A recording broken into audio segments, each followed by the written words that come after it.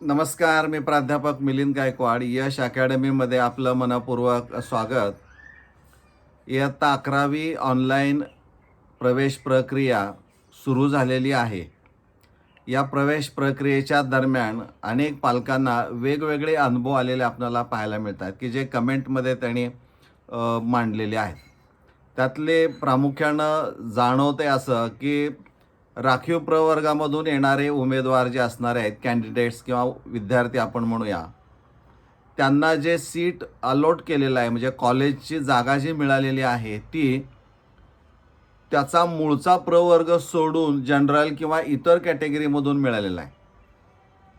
त्यामुळं अशा पालकांच्या मनामध्ये एक संभ्रम निर्माण झालेला आहे, की मी मूळ जर SC कॅटेगरीचा असेल आणि मला जनरलमधून मिळाला असेल, तर मग मला फी जास्त भरावी लागणार. जे काही SC कॅटेगरीसाठी ज्या सवलती असणाऱ्या आहेत, त्यापासून मला वंचित राहावं लागणार. म्हणजे जे राखीव प्रवर्ग असणार आहे, कॉन्स्टिट्यूशनल आरक्षणाचा फायदा घेणारे जे मूळ प्रवर्गात आहेत, की ज्यांना कॉन्स्टिट्यूशनल आरक्षण लागू आहे, त्यांना अलोकेटेड सीट कोणतंही मिळू दे, ते जागा वाटप करताना मिळालेलं ते सीट आहे. त्याचा परिणाम तुम्हाला जे मूळ तुमचं प्रवर्ग असणार आहे त्याच्यावर अजिबात होत नाही. म्हणजे तुम्हाला जे मूळ प्रवर्गाच्या ज्या काही सवलती असणाऱ्या आहेत, त्या सगळ्या सवलती तुम्हाला मिळणार, यात कोणतीही शंका असणार नाही. फक्त पालकांच्याकडून असं ऐकायला मिळतं आहे किंवा ते कमेंटमध्ये करतायत, की फी आमच्याकडून जास्त आकारलेली आहे. वास्तविक पाहता आपल्या लक्षात यायला पाहिजे, तुम्हाला जी मिळालेली तुकडी त्या कॉलेजमधली असणारी आहे, ती अनुदानित असेल तर निश्चितच फी कमी असणार आहे. पण ग्रँटेबल सोडून नॉन ग्रँट आहे, विना अनुदानित आहे किंवा सेल्फ फायनान्स तुकडी आहे, तिथं स्ट्रीम कोडमध्ये बघा N आहे का F आहे का P आहे, यावरून आपल्या लक्षामध्ये येईल. F असेल तर फी निश्चितच जास्त असणारी आहे.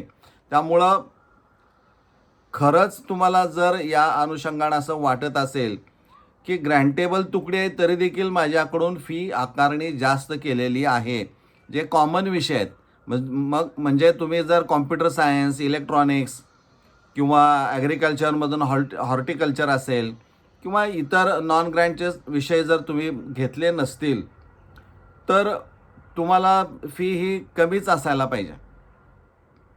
पण मुळामध्ये स्ट्रीम कोडमध्ये तुम्ही बघा, की तिथं F लिहिलं आहे, मधला लेटर F आहे का P आहे का N आहे, त्यावरनं तुमच्या लक्षामध्ये येईल, की निश्चित घेतलेली फी ही योग्य आहे, जास्त असणार नाही.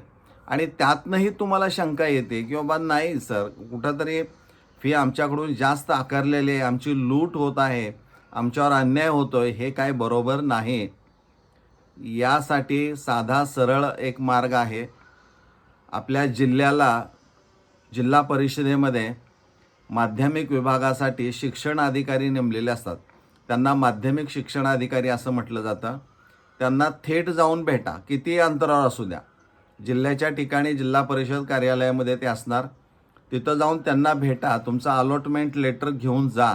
ते फी भरलेलं असेल तर ते पण घेऊन जा आणि त्यांना सांगा, की असं असं झालेलं आहे आणि माझ्याकडून जादा आकारणी झालेली आहे. मागं एक सांगितलेलं आहे शुल्क कपातीबाबत. तर जर त्यामध्ये ते संस्था किंवा संबंधित कोणी सापडलं तर त्याच्यावर योग्य ती कारवाई केली जाईल. पण यासाठी तुम्ही ते धाडस दाखवलं पाहिजे. नुसतं कमेंट बॉक्समध्ये कमेंट करून आपलं काम झालं असं म्हणण्याला काही अर्थ नाही. तुम्ही स्वतः तिथं गेलं पाहिजे, बोललं पाहिजे. तुमच्या वेदना समोरच्या व्यक्तीला कळाल्या पाहिजेत. निश्चित त्याचा चांगला फायदा किंवा पॉझिटिव्ह इफेक्ट तुम्हाला पाहायला मिळेल. पण हे करण्याचं धाडस तुमचं असलं पाहिजे. आणि जर केलं, गेल्या वर्षी असं पालकांना करायला लावलं आहे, त्यांना त्याचे फायदे मिळालेले आहेत. त्यामुळं प्रयत्न करायला काही हरकत नाही. अन्याय होत असेल तर लढलं पाहिजे, हे साधं गणित आपण लक्षात ठेवणं गरजेचं आहे.